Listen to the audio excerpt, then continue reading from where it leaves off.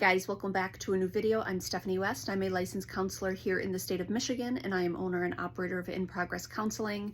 Today we're going to give language to experience, and we're going to wonder about change, but we're going to do it by way of a very concrete strategy. Now, there's a lot of times that dissatisfaction or frustration or anger or fear, it lives more in our sensations, and then it lives in the part of the brain called the amygdala, especially if we're talking about fear. That kind of, we can talk about dis-ease, but we don't necessarily have parameters or guardrails around it. So we're actually going to talk today about how to put guardrails around something, and then how to kind of systematically ponder interventions that help alleviate some of the distress or the dis-ease or the fear that we might be running with, or maybe even just modify some behaviors that we're wanting to modify. So theoretically, if I have a client come in and I say to the client, hey, tell me about your level of life satisfaction kind of overall. If you day to day are kind of pondering how happy am I with how things are going, from 0 to 10, 0 being it's abysmal, I can't get out of bed, 10 being, hey, this is the ideal, where are you at? And often, clients will give all types of answers, but let's say they answer at the lower end of the scale. They're like, honestly, stuff's really hard right now. I'm at like a solid 3. So up on the board here, I will have the numbers and we'll say, okay, here you are. And then I say, well, describe to me what a 10 is, because 10 is going to be this ideal.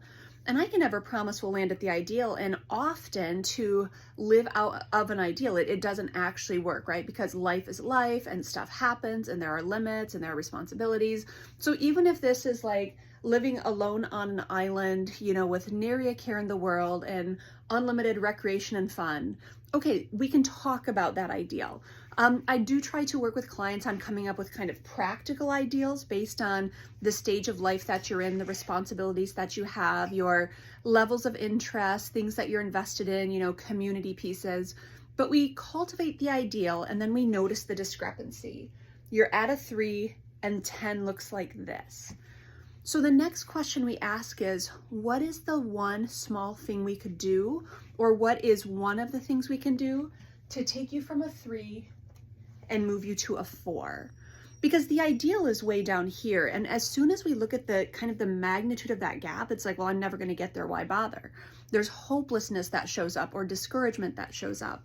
The research tells us that like the sweet spot of growth is 85% comfortability and a 15% stretch. So let's say you're like learning a Spanish lesson and you have 0 foundation of Spanish and you have like this series of really hard words.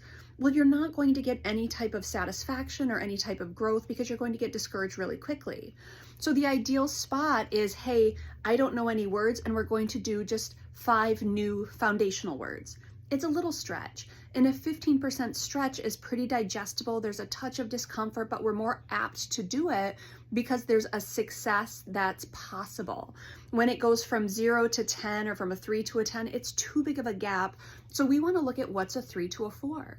And this is also taking it from that amygdala or that sensation, that fear response, that place of hopelessness, and it's bringing it up to that prefrontal cortex, which is our processing, our reasoning, and it's where we start to engage planning, which is also where we start to typically potentially engage action. So I'm asking my clients to start imagining things getting better before they're actually able to make things better. So here we're kind of envisioning, what does it look like to go from a 3 to a 4? So let's say one of the biggest frustrations is I don't get free time to myself. I don't have hobbies. I don't have, freedoms to move about because I have responsibility and a spouse and kids and a job. So it's like, okay, together, let's look at your week. Let's look at where there might be a touch of flexibility. Let's look at if an hour of time showed up or 2 hours of time showed up, how would you spend them? What would you do? What would that look like? And we start to creatively brainstorm.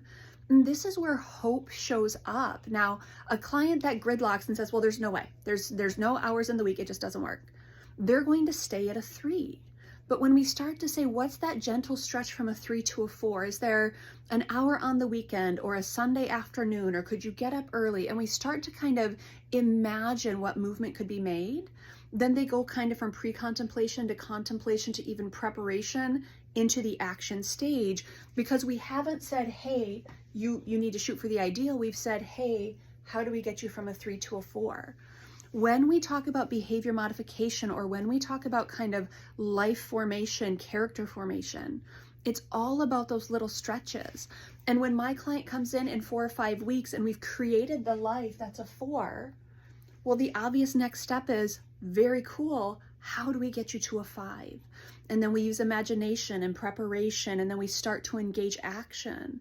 But it's this systematic process of taking us from a 3 to a 10, or 3 to as close to a 10 as we can, without sitting in here and comparing, well, it's not the ideal, so why bother? I'm never going to get there, so why bother? It's like, right, you might not get to the 10, but can you go from a 3 to a 4?